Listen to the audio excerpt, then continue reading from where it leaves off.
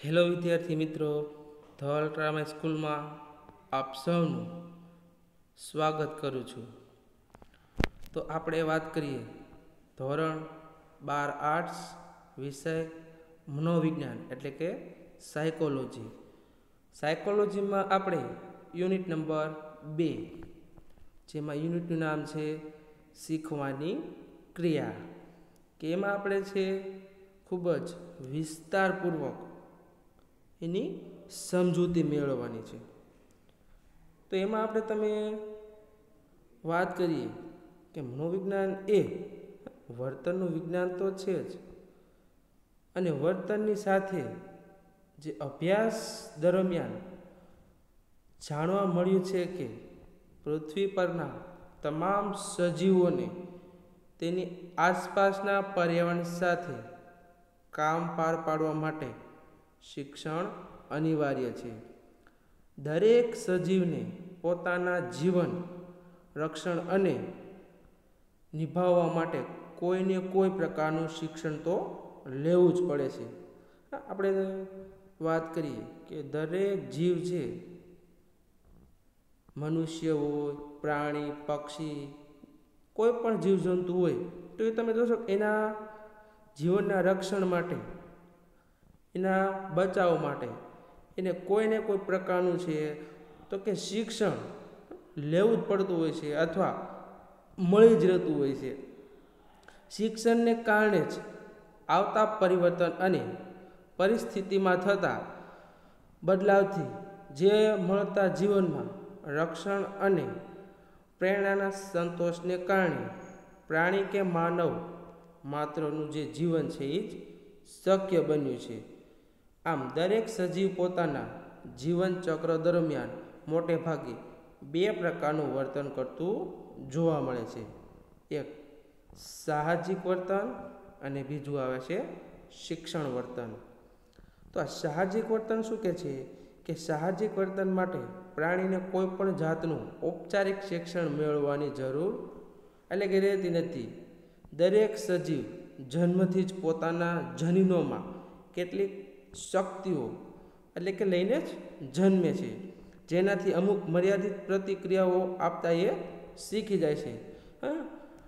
જે પ્રાણી છે, પશુ પંખી છે, એને તમે જુઓ છો કે એના જન્મની સાથે જ અમુક એવા ઝેરીલા પદાર્થો કે એ પ્રકારના અંશ એના વારસામાંથી જ મળતા હોય છે. વાત કરીએ એક્ઝામ્પલ તરીકે આપણે જોઈએ તો કે નાગનું બચ્ચું છે, એને કાંઈ ઝેર આપવાની જરૂર હોતી નથી. એની આપોઆપ જ એને જન્મની સાથે જ એને ઝેર મળી રહેતું હોય છે, અથવા એની જે ડંખ મારવાની જે ક્રિયા છે એ એને જેમ જેમ પસાર થાય અથવા જેમ જન્મે એટલે કે એનો જન્મ થઈ જાય છે, તો એની સાથે જ એ પ્રતિક્રિયાઓ છે એનામાં ઔપચારિક રીતે જોવા મળે છે. એવી જ રીતે મનુષ્યમાં પણ બાળક જન્મે છે તે જન્મની સાથે જ અમુક સાહજિક વર્તન કે એના જનીન તત્વો એટલે કે વારસામાંથી જ એને મળી આવતા હોય છે. દાખલા તરીકે કીડી પોતાના ખોરાક માટેના બળને ખેંચી જવું, ગાયના વાછરડાનો જન્મ થતાં થોડી વાર માતાના આંચળ વળગીને પોતાની ભૂખ સંતોષવી, માનવ બાળનું જન્મ્યા પછી તરત જ રડવું. તમે જોજો આ કેવું છે એક સાહજિક વર્તન, કે એમાં છે કોઈ વ્યક્તિને પ્રાણી પક્ષીને તો કે એને કોઈ પણ વ્યક્તિ આવું એટલે કે માર્ગદર્શન આપવાની જરૂર પડતી નથી. એની સાથે જ એ જનીન તત્વો છે એ વારસામાં જને મળી રહેતા હોય છે. આ હતું આપણું સાહજિક વર્તન. હવે આવે છે શિક્ષિત વર્તન, કે શિક્ષિત વર્તન એટલે એવું વર્તન કે જે અન્ય લોકોને વર્તન કરતા જોઈને શીખાય છે, અથવા તો એ વર્તન અન્ય દ્વારા શીખવવામાં આવતું હોય છે.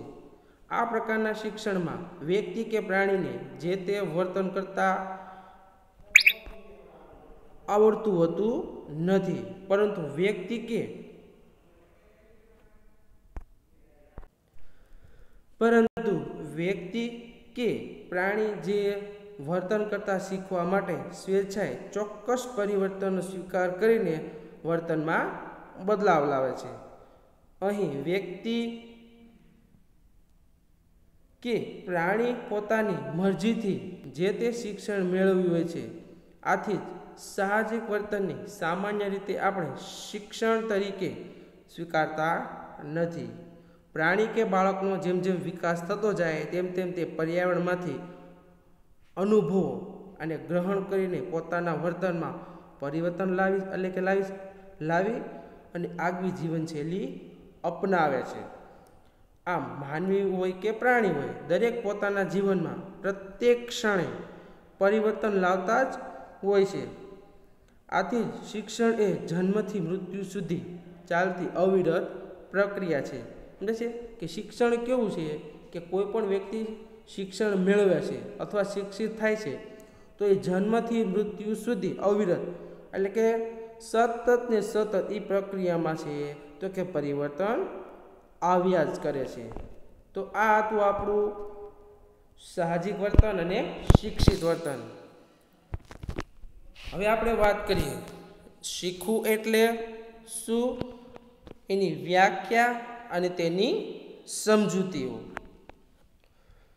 તો અમેરિકન મનોવૈજ્ઞાનિક સીટી મોર્ગને શિક્ષણની વ્યાખ્યા આપતા જણાવ્યું છે કે શિક્ષણ એટલે અનુભવ અને પ્રયત્ન કે મહાવરાથી વર્તનમાં થતો સાપેક્ષ કાયમી ફેરફાર.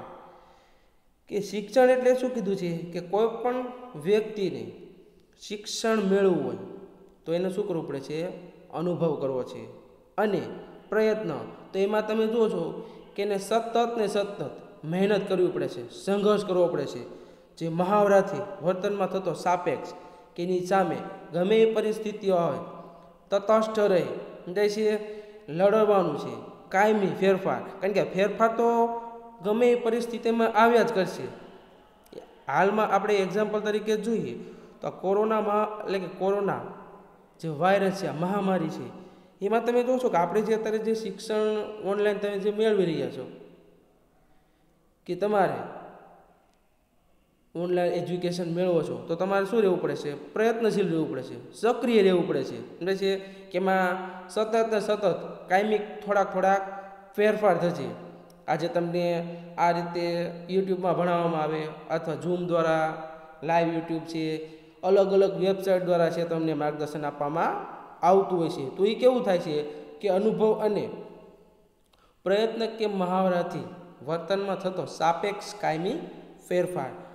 આ વ્યાખ્યા શિક્ષણ માટે મુખ્યત્વે 3 બાબતો અનિવાર્ય છે. એટલે છે કે જે વ્યાખ્યાઓ છે એના પરથી મુખ્યત્વે 3 બાબતો છે તો કે આપણે અનિવાર્ય જણાય છે.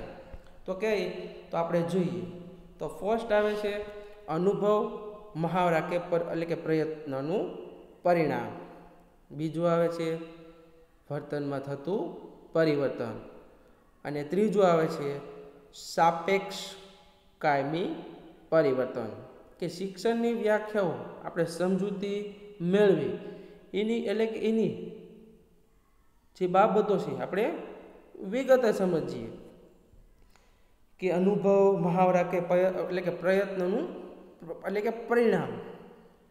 કે આપણે અગાઉ જોયું કે પ્રાણી કે માનવના વર્તનમાં ફેરફાર થાય છે તે જો અનુભવ, તાલીમ કે મહાવરાને કારણે ન થાય તો તેને સંપાદિત શિક્ષણ ન કહી શકાય.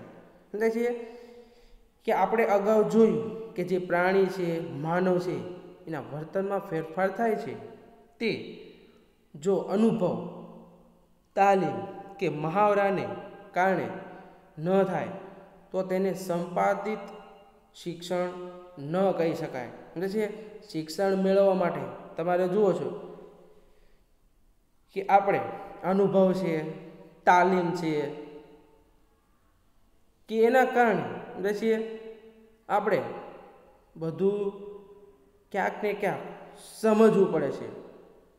પણ અમુક માન્યતા અથવા અમુક માહિતી સંપાદિત શિક્ષણની ન કહી શકાય કે એ કેવી હોય છે તો કે સાહજિક વર્તન સાથે જોડાયેલી હોય છે કે ના બાળક છે તો કે ના એટલે કે જન્મે છે તો કે એને રડવા માટે આપણે એને શીખવાડવું પડતું નથી. પછી તો કે નાગનું બચ્ચું છે અથવા સાપનું જે કાંઈ બચ્ચું છે તો એને તમે જુઓ છો કે એને જન્મની સાથે જ ડંખ મારવાની ક્રિયા એનામાં સક્રિય જ હોય છે કે એની માં એટલે કે એને ડંખ મારવાનું કે ઝેર આપવાની કાંઈ જરૂર હોતી નથી. જો વર્તનમાં થતું પરિવર્તન પરિપક્વતા, થાક, રોગ કે ઈજાને કારણે જોવા મળતું હોય તો મનોવિજ્ઞાનની પરિભાષામાં એને શિક્ષણ કહી શકાતું નથી.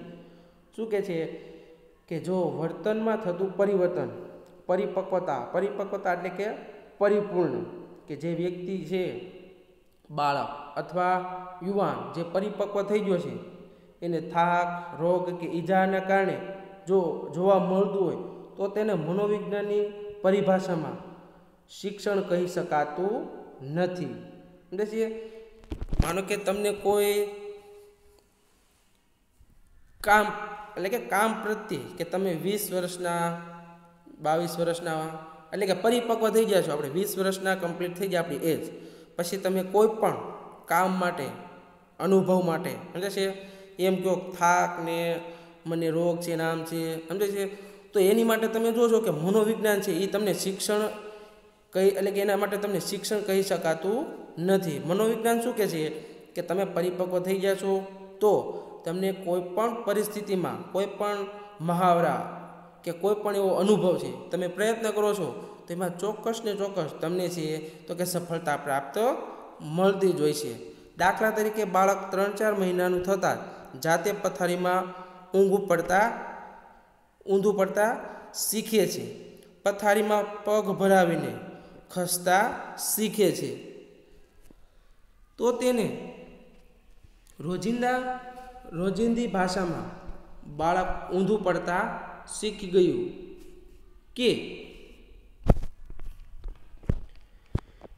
કે એને એમ કહી શકાય કે બાળક છે એમાં આવેલા આ પરિવર્તન તેની શારીરિક પરિપક્વતાને કારણે જોવા મળતું હોવાથી મનોવિજ્ઞાન તેને શિક્ષણ તરીકે સ્વીકારતું નથી. સમજાય છે કે મનોવિજ્ઞાન એને શિક્ષણ તરીકે સ્વીકારતું નથી કારણ કે બાળક જેમ જેમ મોટું થાય જેમ જેમ પરિપક્વ થવા લાગે તો એ પ્રક્રિયા એમાં જોવા જ મળવાની છે. હવે 5 વર્ષનું બાળક હોય હવે એ જેમ જેમ મોટું થાય 10 વર્ષનું થાય તો એનામાં જે ગુણો છે 10 વર્ષનું બાળક અને 5 વર્ષનું બાળક તેમાં તમે જોશો કે એમાં ઘણો તફાવત જોવા મળશે કે 5 વર્ષનું બાળક છે એ એનું કામ કરતું હોય છે અને 10 વર્ષનું બાળક છે તો એનામાં એ પ્રકારની એનામાં કામગીરી હોય છે. તો આપણે એને છે તો કે મનોવિજ્ઞાન એટલે કે મનોવિજ્ઞાન છે ને તેને શિક્ષણ કહી શકતું નથી. આ જ પ્રમાણે ખૂબ જ ચાલવાની કે દોડવાથી પગ લથડાવવા માંડે તો આપણે લથડિયા ખાતા શીખી ગયા તેમ કહેતા નથી કારણ કે આપણે જાણીએ છીએ કે પગના સ્નાયુઓની શક્તિ થોડા સમય માટે ઘણી થવાથી પગ આડા અવળા થાય. તે જ રીતે પગનું હાડકું તૂટી જવાથી લંગડવાની ક્રિયા હોય કે કેફી દ્રવ્યને કારણે વર્તનમાં પરિવર્તન જોવા મળતું હોય તો તેને શિક્ષણ ન કહી શકાય. સમજાય છે કે ઘણીવાર અમુક એવા કેફી દ્રવ્યો છે તમારા પગ છે પગ ભાંગી ગયો હોય તો એને તમે એ પ્રકારના પરિવર્તન આવે તો એને આપણે શિક્ષણ કહી શકતા નથી. શિક્ષણ આપણે કોને કહી શકીએ કે તમે પરિપક્વ થઈ ગયા છો પછી સ્પષ્ટ રીતે તમે જે અનુભવ દ્વારા જે કાંઈ મેળવો છો પ્રયત્ન દ્વારા અનુભવ દ્વારા મહાવરા દ્વારા તમને સાપેક્ષ રીતે જે કાંઈ મેળવો છો એને આપણે શિક્ષણ કહી શકાય છે. હવે આપણો પોઈન્ટ નંબર 2 વર્તનમાં થતું પરિવર્તન. કોઈ પણ બાબતનું શિક્ષણ ત્યારે જ કહેવાય જ્યારે પહેલાં જે વર્તન થતું તેમાં પરિવર્તન જોવા મળે. વર્તનમાં થતું પરિવર્તન કે કોઈ પણ બાબતનું શિક્ષણ ત્યારે જ કહેવાય જ્યારે પહેલાં જે વર્તન થતું તેમાં પરિવર્તન જોવા મળે. કે અત્યારે આપણે જે શિક્ષણ મેળવીએ છીએ અને આપણે જ્યારે ઋષિમુનિ અથવા ઋષિ વખતના જમાનામાં જે આશ્રમમાં જે વિદ્યા ત્યારે જે શિક્ષણ આપવામાં આવતું હતું અને અત્યારની પરિસ્થિતિમાં જે શિક્ષણ એટલે કે જે વર્તનમાં જે ફેરફાર પરિવર્તન થાય છે, તમે જુઓ છો કે એમાં ઘણો તફાવત જોવા મળે છે. કે ત્યારે બાળકને છે કઠોર સજા આપવામાં આવતી હતી કે બાળકને છે વિદ્યામાં અથવા ક્યારેક કોઈ એવી કંઈક ભૂલ થઈ ગઈ હોય તો જંગલમાંથી લાકડા કાપવા અથવા નદીમાંથી પાણી કે પાણી હારવાનું ઘણી એટલે કે અલગ અલગ પ્રકારની સજાઓ આપવામાં આવતી હતી. હાલમાં તમે જુઓ છો કે બાળકને છે જે ટેકનોલોજીની આધીન છે શિક્ષણ આપવામાં આવે છે, પણ વધારે પડતી સજા આપવામાં આવતી નથી. એટલે કે શું કહે છે કે વર્તનમાં થતું પરિવર્તન કે કોઈ પણ બાબત આપણામાં ધીમે ધીમે તમે જેમ જેમ મોટા થાવ છો, 20 વર્ષના તમે થઈ જાઓ, એકદમ કમ્પ્લીટ પરિપક્વ થઈ જાઓ છો, પછી તમારા 10 વર્ષનું વર્તન અને 20 વર્ષનું વર્તન એમાં તમને ઘણો તફાવત જોવા મળશે. દાખલા તરીકે બાળકને જ્યારે પહેલીવાર સાયકલ ચલાવતા આવડતું ન હોય એટલે જેવો સાયકલ પર બેસી અને સાયકલ ચલાવવાનો પ્રયત્ન કરે ત્યારે પડી જાય છે. આમ વારંવાર પ્રયત્ન કરતાં તેને ધીરે ધીરે સાયકલ પર બેલેન્સ રાખતા અને પેન્ડલ મારવા સાથે આગળ વધતા આવડી જાય છે. આમ વારંવાર મહાવરો કરવાથી તે સાયકલ ચલાવી શકે છે. આમ આ ઉદાહરણ શિક્ષણ એ વર્તનમાં થતું પરિવર્તન છે તે સ્પષ્ટ કરે છે. બાળકને શું કહે છે કે જ્યારે બાળક સાયકલ છે એને ચલાવતા શીખે છે અથવા આવડતું ન હોય તો ત્યારે શું કરે છે તો કે ત્યારે તો સાયકલ ચલાવવા માટે એટલે કે સાયકલ ઉપર બેસે અને ધીમે ધીમે છે તો કે સાયકલ ચલાવવાનો પ્રયત્ન કરશે. એકવાર પડશે, 2 વાર પડશે, ધીમે ધીમે બેલેન્સ અને પેન્ડલ મારતા શીખી જશે.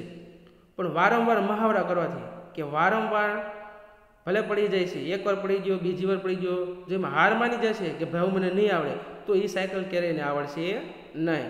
પણ વારંવાર રિપીટેશન એટલે કે એનું પુનરાવર્તન થાય, જોઈ અને જાણીને ખબર છે કે મને લાગવાનું છે છતાં એ સાયકલને છે તો કે ચલાવી શકે છે. એટલે છે મનમાં તમારે સંકલ્પ દ્રઢ કરવાનો કે મને આ વસ્તુ આવડે છે, પછી તમને કોઈ પણ વસ્તુ છે ક્યારે રોકી શકવાની નથી. તો આ તો આપણું વર્તનમાં થતું પરિવર્તન. હવે આવે છે લાસ્ટ પોઈન્ટ કે આપણે શિક્ષણ કે જે શીખવું એટલે શું એ જે વ્યાખ્યાઓ દ્વારા આપણે જે શિક્ષણ માટે મુખ્યત્વે 3 બાબતો અનિવાર્ય ગણી છે. એમાં લાસ્ટ પોઈન્ટ આપણો આવે છે સાપેક્ષ કાયમી પરિવર્તન. તો જોઈએ, સાપેક્ષ એટલે કે ચોક્કસ કે છે જેમ પરફેક્ટ કે સામાન્ય રીતે આપણે લીધેલું મોટા ભાગનું શિક્ષણ સ્થાયી અથવા ઘણા લાંબા સમય સુધી ટકી રહેનારું હોય છે. સમજે છે કે સાપેક્ષ એટલે કે ચોક્કસ તમે જે સાયકલ લ્યો, શિક્ષણ મેળવો, મકાન લ્યો તો તમે શું થાય છે કે એ સ્થાયી લાંબા સમય સુધી એ ટકી રહેવાનું છે. સમજે છે એ ક્યારેય નષ્ટ થવાનું નથી.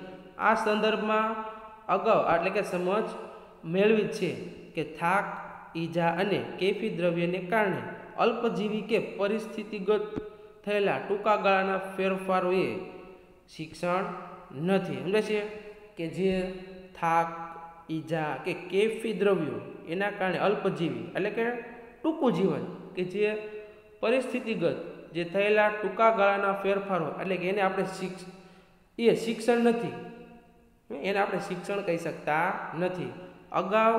અગાઉના ઉદાહરણને યાદ કરીએ તો થાક ઉતરી જવાથી કે પછી પગનું હાડકું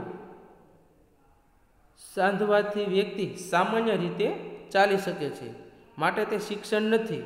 આમ વ્યક્તિના વર્તનમાં તત્કાલીન, હંગામી અને અસ્થાયી પરિવર્તનોને મનોવૈજ્ઞાનિકો શિક્ષણ તરીકે સ્વીકારતા નથી.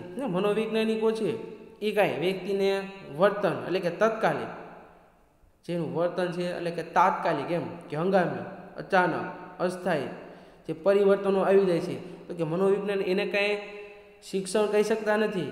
સમજાય છે? આમ એમાં શું કીધું છે કે વ્યક્તિ છે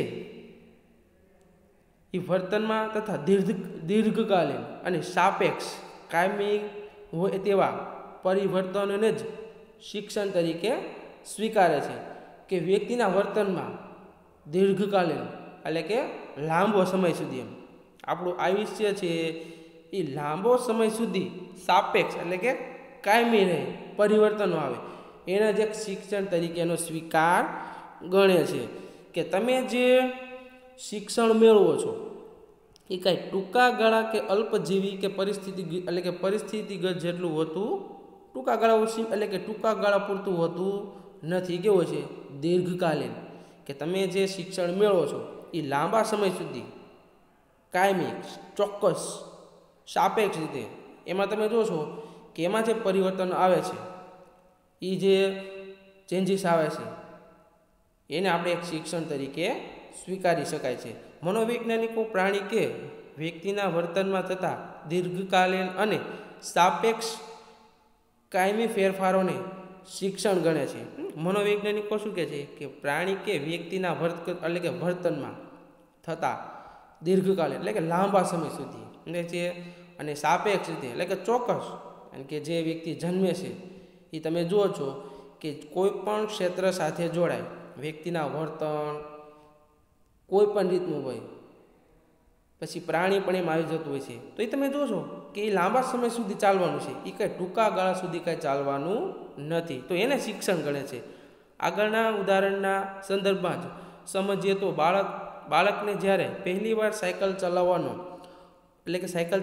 પ્રયત્ન કરે ત્યારે પડી જાય છે, પરંતુ થોડા દિવસોના મહાવરા પછી પોતાની શાળામાં જાતે સાયકલ ચલાવી જતા શીખી જાય છે, જેને સાપેક્ષ કાયમી ફેરફાર કહી શકાય છે. કે બાળક છે એ જેમ જેમ કોઈ વસ્તુ પ્રત્યે લગાવ, લાગણી અથવા દિલથી એ વસ્તુને છે તો કે મન લગાડીને એ વસ્તુ તરફ આકર્ષાય, એની પર પુનરાવર્તન કરે, તો શું થાય છે? તો એ વસ્તુને છે એ તમે જોશો કે કાયમિક માટે એના મનમાં બેસી જશે, સાપેક્ષ રીતે કાયમી ફેરફાર થશે. એટલે કે આમાં કેમ કીધું છે કે બાળક છે સાયકલ આવડી જાય એટલે સ્કૂલમાં જાય, એવું નથી. સાયકલ આવડી જાય એટલે એમના મિત્રો સાથે ફરવા જાય, બજારમાં જાય, ગામમાં જાય, પછી તો કે અલગ અલગ જગ્યાએ છે, તો કે સાપેક્ષ એટલે કે કાયમી એવા ફેરફારો એમાં થયા જ કરે છે. એને સાપેક્ષ એટલે કે કાયમી પરિવર્તન કહેવાય છે. તો આ હતું આપણું શીખવું એટલે શું, કે જેમાં આપણે 3 પોઈન્ટની સમજૂતી દ્વારા આપણે માહિતી મેળવી કે અનુભવ, મહાવરા કે પ્રયત્નનું પરિણામ, બીજું વર્તનમાં થતું પરિવર્તન, અને લાસ્ટ પોઈન્ટ આપણે સાપેક્ષ કાયમી પરિવર્તન.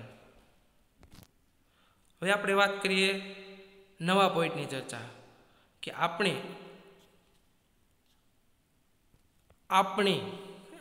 છે એની જગ્યાએ આપણે કેવી રીતે શીખીએ છીએ. આપણે મિસ્ટેક છે પણ આપણે સમજવાનું છે. આપણે કેવી રીતે શીખીએ છીએ.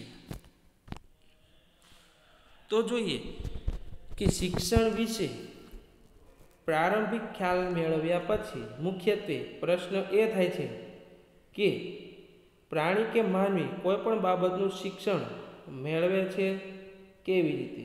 આ પ્રશ્ન અનેક વિદ્વાન વૈજ્ઞાનિકો જે સંશોધન માટેની પ્રેરણા પૂરી પાડે છે. આના અનુસંધાનમાં થયેલા કેટલાક સંશોધનો અને પ્રયોગો માનવી અને પ્રાણીની શિક્ષણ પ્રાપ્તિ કરવાની તરાહો વિશેની માહિતીઓ પૂરી પાડે છે. અનેકવિધ સંશોધનોએ અંતે શિક્ષણ પ્રાપ્ત કરવાની વિવિધ તરાહોમાંથી મુખ્યત્વે 4 તરાહોની ચર્ચા અત્રે કરી છે. કે 4 બાબતો મુખ્યત્વે ભેગી કરી છે કે કઈ રીતનું કેવું શિક્ષણ ક્યારે કેવું મેળવવું, તેમાં પહેલું આવે છે અનુકરણ દ્વારા શિક્ષણ, બીજું આવે છે પ્રયત્ન અને ભૂલ દ્વારા શિક્ષણ, ત્રીજું આવે છે અભિસંધાન દ્વારા શિક્ષણ, પછી ચોથું આવે છે સ્કિનરનો કારક અભિસંધાનનો પ્રયોગ. તો તમે જુઓ છો કે જે આપણે આ ચાર અને લાસ્ટ આપણો પાંચમો પોઈન્ટ આવે છે આંતરસૂઝ દ્વારા શિક્ષણ.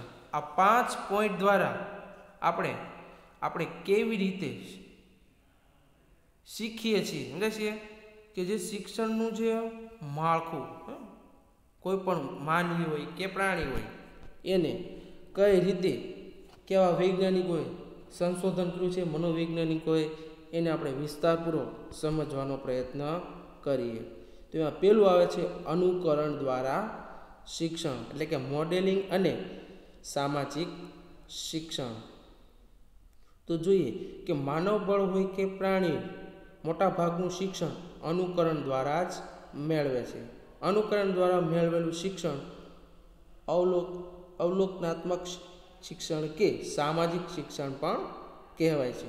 એટલે કે માનવ બળ હોય કે પ્રાણી, મોટા ભાગનું શિક્ષણ અનુકરણ એટલે કે આપણે કોઈ વ્યક્તિને જોઈએ છીએ તો એને જોઈ અને એ પ્રકારનું આપણામાં થયેલો ફેરફાર એ આપણે અનુકરણ કરવું. અત્યારે હાલના યુગમાં તમે જુઓ ને તો જે વર્તમાન સમયમાં લોકોની જે જીવન જીવવાની જે રીત છે, અનુકરણ ઉપર વધારે લોકો જીવન જીવતા હોય છે. કે કઈ રીતના કપડાં પહેરે, કઈ રીતનું જીવન જીવે છે, કેવી રીતે બેસે, કોની સાથે રહેવું, કોની સાથે ન રહેવું, સમજે છે, અલગ અલગ ફેસિલિટીમાં જીવન જીવવું. આ શું છે, એક પ્રકારનું અનુકરણ છે. એ દ્વારા શું થાય છે, તો એમાં શિક્ષણ ક્યાંક ને ક્યાંક જવાબદાર હોય છે. શિક્ષણમાં ઘણીવાર તમે જુઓ ને તો અનુકરણ થતું હોય છે. અમુક સ્કૂલોમાં છે તો કે ટેકનોલોજીને આધીને શિક્ષણ આપવામાં આવતું હોય છે. તો ઘણી સ્કૂલોમાં છે તો કે ટેકનોલોજીથી વંચિત હોય છે. તો ત્યાં શું થતું હોય છે કે તેના કારણે બાળકમાં શું થાય તો એક અલગ પ્રકારની વિચાર શક્તિ ઉદ્ભવતી હોય છે કે અમારે પણ કંઈક આવું શિક્ષણ મેળવવું જોઈએ કે જેથી કરીને અમને પણ થોડો ખ્યાલ આવે. તો શું થશે ત્યાં તો કે સ્કૂલમાં છે એટલે કે પ્રકારની ફેસિલિટી છે એની વ્યવસ્થા કરવામાં શું થાય કે અમુક એવી ડિમાન્ડ મૂકવામાં આવે કે અમારે છે આ પ્રકારનું શિક્ષણ મેળવવું છે અથવા આ પ્રકારની ફેસિલિટી હોય તો થોડુંક અનુકૂળ આવશે. તો એ એટલે કે શું થશે ના તો એ સ્કૂલમાં છે તો કે એ પ્રકારનું છે આખું વાતાવરણ બની જશે એમ કે ટેકનોલોજીના આધીન છે વિદ્યાર્થીઓને શિક્ષણ આપવામાં આવશે. એટલે શું કહે છે કે અનુકરણ દ્વારા મેળવેલું શિક્ષણ અવલોકનાત્મક શિક્ષણ કે સામાજિક શિક્ષણ પણ કહેવાય છે. કારણ કે શિક્ષણ માટે જરૂરી એના અનુકરણનો મુખ્ય આધાર છે અવલોકન. કારણ કે જે શિક્ષણ માટે જો કોઈ મુખ્યત્વે એટલે કે મુખ્ય ભાગ હોય તો એ અવલોકન છે કે તમે જે કામ કરો છો એનું અવલોકન થતું હોય છે. સમજે છે એની પાછળ ઘણા એવા તાત્પર્ય રહેલા હોય છે કે વ્યક્તિ શું કામ કરે છે એમની પાછળ અવલોકન થતું હોય છે.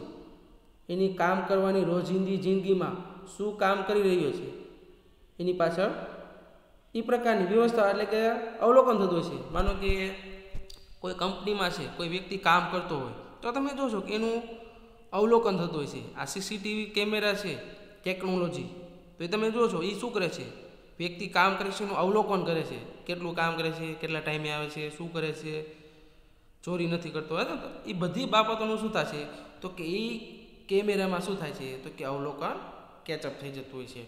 વ્યક્તિ પોતાની આસપાસના સામાજિક પર્યાવરણમાંથી અવલોકન કરી અનુકરણ કરતી જોવા મળે છે. દાખલા તરીકે માતા પિતા સાથે સ્કૂટર પર ફરવા જવું, બાળક ઘરે પોતાની ટ્રાયસાયકલ ફેરવતા એક જગ્યાએ ટ્રાયસાયકલ ઊભી રાખે, તેમાં પેટ્રોલ પૂરવા માટે ત્યાં પડેલી હવા ભરવાના પંપની ટ્યુબને એટલે કે પોતાની સાયકલની સીટ પર લગાવી થોડીવાર ખિસ્સામાંથી પૈસા કાઢીને આપવાનો અભિનય કરે છે.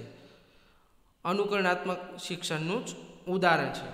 એ ઉદાહરણ આપણે શું કહે છે કે આપણા બાળક છે, આપણું જે બાળક છે, આપણી આસપાસ જે કાંઈ થઈ રહ્યું છે, જે આપણા માતા પિતા સ્કૂટર ઉપર જાય છે ત્યારે એટલે કે ત્યારે શું થાય છે તો કે બાળક છે એ પોતાની સાયકલ એટલે કે ટ્રાયસાયકલ છે, બાયસાયકલ છે, એ એક જગ્યાએથી બીજી જગ્યાએ જાય છે ત્યારે શું કરે છે તો કે એવો અભિનય કરતું હોય છે કે મારા પપ્પાએ છે પેટ્રોલ પુરાવ્યું તો હું એ રીતે પેટ્રોલ પુરાવું, ખોટા ગીચામાંથી પૈસા કાઢી અને હું વાત કરું ભાલ્યો પૈસા એટલા 100 રૂપિયા. પછી તો કે એ એટલે કે હવા ભરવામાં પંપને એટલે કે ટ્યુબને પોતાની સાયકલની સીટ પર લગાવી થોડીવાર ખિસ્સામાંથી પૈસા કાઢીને અભિનય કરે છે. સમજાય છે? તો કે બાળક આવા એક પાત્ર છે અભિનય એટલે કે આતુર હોય છે, અનુકરણ કરતું હોય છે. તમે કેમ આપણે સ્કૂલમાં તમે જોશો કે એક પાત્ર અભિનય કરવામાં આવતો હોય છે, બરાબર છે, અનુકરણ. ઘણીવાર મોદીજીનું તમે જોશો કે એનું અનુકરણ થતું હોય છે. એ પ્રકારની આખી વાણી, એની જે બોલવાની જે ક્ષમતા છે એનું આખું શું થાય છે તો કે અનુકરણ થતું હોય છે. 1 થી 1.5 વર્ષનું બાળક કાને મોબાઈલ ફોન રાખતું જોવા મળે છે. તે અનુકરણાત્મક શિક્ષણનું જ ઉદાહરણ છે. રોજબરોજના જીવનમાં આવા અસંખ્ય ઉદાહરણો જોવા મળે છે. આ તમામ પ્રકારનું શિક્ષણ વ્યક્તિ સમાજમાંથી જ મેળવતી હોવાથી અનુકરણાત્મક શિક્ષણને સામાજિક શિક્ષણ પણ કહેવાય છે. નાની બાળકીઓ ટેલિવિઝન પર અનેક અભિનેત્રીઓ તથા પ્રખ્યાત વ્યક્તિઓને ચોક્કસ પ્રકારના પ્રસાધનો અને ફેશનેબલ કપડાં વાપરતા જોઈને તે પ્રકારના પ્રસાધનો અને કપડાનો ઉપયોગ કરે તો તેને નમૂનારૂપ અથવા મોડેલિંગ શિક્ષણ પણ કહેવાય છે. નાની બાળકી કે કોઈ છોકરી, ગર્લ્સ કે ટેલિવિઝન કે જે ટીવી સિરિયલ અથવા જે પિક્ચરમાં આ પ્રકારના અલગ પ્રકારના આભૂષણ, ખોરાક, પોશાક, રહેવાની રીત, તો એ તમે જુઓ છો કે એ શું થાય છે તો કે એમાં એ પ્રકારનો નમૂનો એટલે કે મોડલિંગનો બેસી જાય છે. એ છોકરી હોય કે છોકરો હોય તો એ શું થાય છે તે એનામાં એ પ્રકારની એક ઢબ બેસી જતી હોય છે કે જેના કારણે છે એ બાળક આખું કામ એટલે કે એનામાં સલમાન ખાન છે, કેટરીના કૈફ છે, કોઈ પણ દીપિકા પાદુકોણ છે, આલિયા ભટ્ટ છે, જો આના જે પોશાક છે, આ પોશાક જોઈ રણબીર કપૂર છે તો તમે જોશો એના જે કપડાં છે એ જોઈ અને છોકરો હોય કે છોકરી હોય એ શું કરે છે તો કે એનું અનુકરણ કરે છે. એક મોડલિંગ એનો નમૂનો બની જતો છે. તો આ તો આપણું અનુકરણ દ્વારા શિક્ષણ. હવે આપણે વાત કરીએ કે પ્રયત્ન અને ભૂલ દ્વારા શિક્ષણ કે થોર્નડાઇકનો પ્રયોગ બહુ જ ખાસ મહત્વનો છે કે શિક્ષણની તરાહમાં પ્રાણી કે માનવીને તેની સમક્ષ આવી પડેલી સમસ્યામાંથી બહાર નીકળવાનો માર્ગ તરત જ શોધી શકાતો નથી, પરંતુ આ જેમ પ્રયત્નો વધારે છે તેમ શિક્ષણ એટલે કે પ્રાપ્ત થતું જાય છે. કે શિક્ષણની તરાહો કે શિક્ષણમાં આવો એટલે તમે જુઓ છો કે ઘણી એવી મુશ્કેલીઓ થતી હોય છે. એ માનવીને તેની સમક્ષ એટલે કે એની સામે લડવામાં ઘણી એવી સમસ્યાઓ આવે છે અને એમાં નીકળવાનો માર્ગ તરત જ મળતો નથી. માનો કે કોઈ વ્યક્તિને ગવર્મેન્ટ નોકરી મેળવી છે, કોઈ પણ વ્યક્તિને તલાટી છે, કોન્સ્ટેબલ છે, PSI, PI, તો એને તરત જ નોકરી મળી જતી નથી. તો એને શું કરવું પડે છે? પ્રયત્ન કરવો છે, મહેનત કરવી પડે છે. ત્યારે એને શું થાય છે કે ધીમે છે તો કે એને નોકરી છે મળવા લાગે છે. કે છે ને પ્રયત્ન અને ભૂલ દ્વારા શિક્ષણ. કે એકવાર પ્રયત્ન કરશો તો બીજી વાર ભૂલ થશે, પછી ભૂલ દ્વારા તમે જે શિક્ષણ મેળવો છો ને પછી તમને ક્યારે છે તો કે તમારી સફળતાઓ છે ક્યારે નિષ્ફળ જવાની નથી.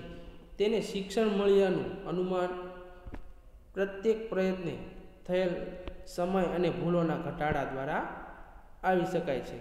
આ અંગે આપણે વિસ્તૃત સમજ મેળવવા માટે થોર્નડાઇકે બિલાડી પર એક પ્રયોગો કરેલો છે. એટલે છે કે થોર્નડાઇકે બિલાડી ઉપર પ્રયોગ કર્યો છે. તો એ બિલાડી ઉપર કેવો પ્રયોગ છે આપણે એને સમજવાનો પ્રયત્ન કરીએ. કે જોઈએ કે પ્રયત્ન અને ભૂલ દ્વારા જે છે શિક્ષણ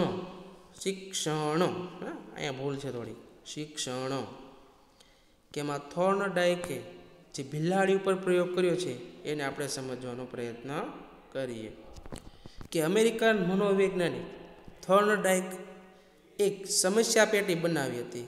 આ સમસ્યા પેટીની રચના એવી કરવામાં આવી હતી કે જેમાં આપેલી એક કળ દબાવતા જ પેટીનો દરવાજો ખુલી જતો.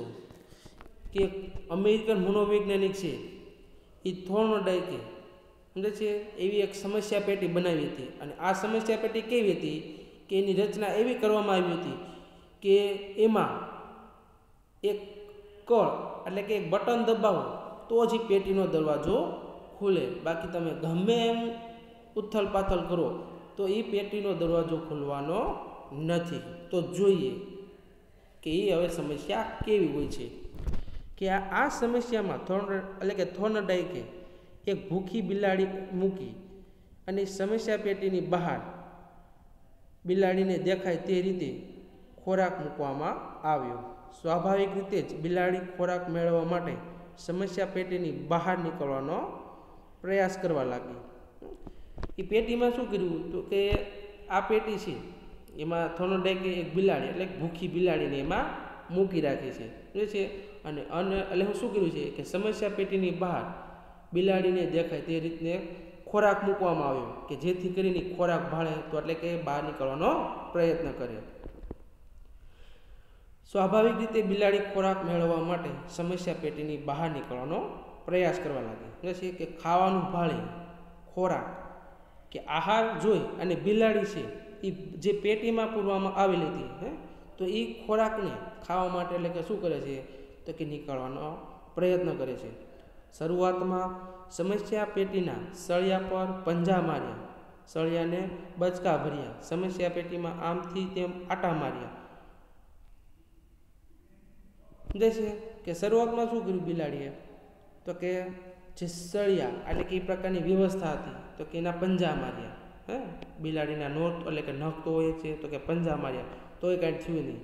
પછી સળિયાને બચકા ભર્યા કે મોઢેથી છે તો કે બટકા ભરવા લાગી છતાં પણ કાંઈ ન થયું. અને સમસ્યા પેટીમાં છે આમથી તેમ આટા મારવા લાગે. કે ભૂખ લાગી હોય ત્યારે તમે જોશો કે કોઈ પણ વ્યક્તિ, પ્રાણી, પક્ષી કે કોઈ પણ હોય, ભૂખ લાગે એટલે તમે જોશો સામે ખોરાક હોય અને બારણું બંધ હોય તો તમે જોશો એ ખોરાકને ખાવા માટે તમે ગમે ઉથલ પાથલ કરશો. ટૂંક સમયમાં કોઈ પણ જગ્યાએથી સમસ્યા પેટીની બહાર નીકળાય છે કે કેમ તે ચકાસ્યું, પરંતુ બિલાડીની સમસ્યા પેટીની બહાર નીકળવામાં સફળતા મળી શકી નહીં. સમજે છે કે ટૂંકમાં કોઈ પણ જગ્યાએથી સમસ્યા પેટીની બહાર નીકળાય છે કે કેમ તે ચકાસ્યું. બિલાડી તો જુઓ કે જોવે કે આપણાથી કોશિશ કરી એને કે બહાર નીકળવા માટે છે જોયું, પણ એનાથી કાંઈ પ્રયત્ન એનાથી કાંઈ થયું નહીં. પરંતુ બિલાડીએ શું કર્યું કે સમસ્યા પેટીની બહાર નીકળવામાં સફળતા મળી શકી નહીં. સમજે છે કે ગમે એટલી ટ્રાય કરી પણ એને પેટીની બહાર છે નીકળવાનો ગમે એટલો પ્રયત્ન કર્યો પણ પેટીની બહાર નીકળી નહીં. આથી ફરી એના એ જ પ્રયાસો ચાલુ રાખ્યા. કે જે પ્રયાસો બચકા ભરવા, નખ પંજા મારવા, સમજે છે આમથી આમ આટા મારવા, પણ તોય દરવાજો ખુલ્યો નહીં. અહીં સમસ્યા પેટીના દરવાજાનું ખુલવું એ એક આકસ્મિક ઘટના હતી. સમજે છે કે અહીં શું કીધું છે કે સમસ્યા પેટીની બહાર ખુલવાની તમે જુઓ છો કે જે પેટી હતી એ ખુલ્લો કે આકસ્મિક ઘટના હતી. બિલાડીએ કોઈ પણ હેતુ કે સમજપૂર્વક કળ દબાવી ન હતી. એટલું જ નહીં, આ કળ દબાવવાથી જ દરવાજો ખુલ્યો છે એવો પણ તેને ખ્યાલ ન હતો. તેથી જ બિલાડીને ફરીથી સમસ્યા પેટીમાં મૂકવામાં આવે છે. તેણે પહેલાંના જેવા જ વ્યર્થ પ્રયત્નો કર્યા, જેથી બિલાડીને કળ અને દરવાજાના વચ્ચેના સંબંધની સમજ પ્રાપ્ત થઈ ન હતી. તેથી બાબતને સમર્થન મળ્યું મળી ગયું. કે એમાં શું કીધું છે કે બિલાડી છે આમ અચાનક જે કળ હતી એની પર પગ આવી ગયો અને એટલે કે દરવાજો ખુલી ગયો. પણ બિલાડીને એ ખ્યાલ નહોતો કે હું જે બટન દબાવું છું એનાથી આ દરવાજો ખુલી જશે, મને ખાવાનું મળી રહેશે. પછી બીજી વાર જ્યારે એ પરિસ્થિતિ એટલે કે બિલાડીને પાછી મૂકવામાં આવે છે તો એની એ જ પરિસ્થિતિ જોવામાં આવે છે. સમજાય છે કે એમાં સમર્થન શું મળે છે કે બિલાડીને છે તો કે એ ખબર નથી કે આ બટન દબાવવાથી આ દરવાજો ખુલી જાય છે. સમજાય છે કે એની એ પ્રકારની એનામાં સમજ જોવા મળતી નથી. આ રીતે થોર્નડાઇકે સતત 24 દિવસ સુધી કુલ 24 પ્રયત્નો સુધી બિલાડી પર પ્રયોગો ચાલુ રાખતા 24મે પ્રયત્ને પાંજરામાંના મુક્તાની સાથે જ કળ દબાવીને સમસ્યા પેટીની બહાર નીકળવાનું શિક્ષણ બિલાડીએ પ્રાપ્ત કરી લીધું. એમ કહ્યું હતું કે થોર્નડાઇકે બિલાડીને 24 દિવસ સુધી રોજ એક દિવસ 2 દિવસ એટલે કે 24 દિવસ સુધી અને કુલ 24 પ્રયત્નો સુધી બિલાડીને છે તો કે આ પ્રયોગ ચાલુ જ રાખ્યા. અને 24મા પ્રયત્ને પછી તો બિલાડીને ખબર પડી ગઈ કે 24મો પ્રયત્ન છે એને મૂકવામાં આવી તો એને ખબર પડી ગઈ કે આ સ્વિચ દબાવવાથી આ સમસ્યા પેટી ખુલી જાય છે. તો એને શું થયું કે 24મા પ્રયત્ન એટલે કે પાંજરામાં મૂકતાની સાથે જ કળ દબાવીને સમસ્યા પેટીની બહાર નીકળવાનું એટલે કે શિક્ષણ બિલાડીએ પ્રાપ્ત કર્યું. એટલે કે જે પ્રયોગો કર્યો હતો થોર્નડાઇકે બિલાડી ઉપર જે સમસ્યા પેટીનો એને સમજમાં આવી ગયો. પણ ક્યારે કે 24 દિવસ 24 પ્રયત્નો કર્યા ત્યારે. અને બિલાડીએ છે તો કે સમસ્યા પેટી બહાર નીકળવાનું શિક્ષણ છે તો કે એને પ્રાપ્ત કરી વળી. સામાન્ય રીતે પ્રયત્ન અને ભૂલ દ્વારા મેળવતા શિક્ષણમાં જેમ જેમ પ્રયત્નો એટલે કે વધતા જાય તેમ તેમ પ્રયત્ન માટે લાગતા સમયમાં નોંધપાત્ર ઘટાડો થાય. સમજાય છે કે તમે જેમ જેમ પ્રયત્ન કરો છો અને ભૂલ તમે જે શિક્ષણમાં જે સમય લાગે છે એટલે કે જે પ્રયત્ન કરો છો એમાં શું થાય તો કે સમયમાં શું થાય તો કે નોંધપાત્ર ઘટાડો થાય. અહીં પણ બિલાડી પરના પ્રયોગાત્મક પ્રયત્નો એટલે કે વધતા સમસ્યા પેટી ખોલવાના સમયમાં પણ નોંધપાત્ર ઘટાડો જોવા મળ્યો. પ્રથમ દિવસે બિલાડીએ કળ દબાવીને સમસ્યા પેટીનો દરવાજો ખોલવામાં લગભગ 160 સેકન્ડ જેટલો સમય લગાવ્યો. જ્યારે 24મા દિવસે એટલે કે બિલાડીએ ફક્ત 10 સેકન્ડમાં જ સમસ્યા પેટીનો દરવાજો ખોલી અને બહાર નીકળીને એટલે કે ખોરાક મેળવવાનું શિક્ષણ પ્રાપ્ત કરી લીધું. સમજાય છે કે જ્યારે બિલાડીએ પ્રથમ વખત કે જ્યારે સમસ્યા પેટીમાં પૂરવામાં આવી ત્યારે શું કર્યું તો કે એ જે કળ છે બહાર નીકળવામાં 160 જેટલો સેકન્ડ એટલે કે સમય લાગ્યો. અને જ્યારે 24મો પ્રયત્ન હતો ત્યારે ફક્ત 10 સેકન્ડમાં જ સમસ્યા પેટીમાંથી બહાર આવી અને બહાર નીકળી અને ખોરાક જે શિક્ષણ છે એ પ્રાપ્ત કર્યું અને બિલાડીને પણ સમજ મળી ગઈ. આમ પ્રયત્ન અને ભૂલ દ્વારા મળતા જે શિક્ષણ છે એમાં શરૂઆતના પ્રયત્નોમાં ભૂલ વધારે જોવા મળે છે, પરંતુ જેમ જેમ પ્રયત્નો વધતા જાય તેમ તેમ સમસ્યા અંગે સમજ પ્રાપ્ત થવાથી ભૂલો ઓછી થતાં છેવટે ભૂલ વગરના પ્રયત્નો દ્વારા શિક્ષણ પ્રાપ્ત થતું જોવા મળે છે. તો આ હતું આપણું પ્રયત્ન અને ભૂલ દ્વારા શિક્ષણ.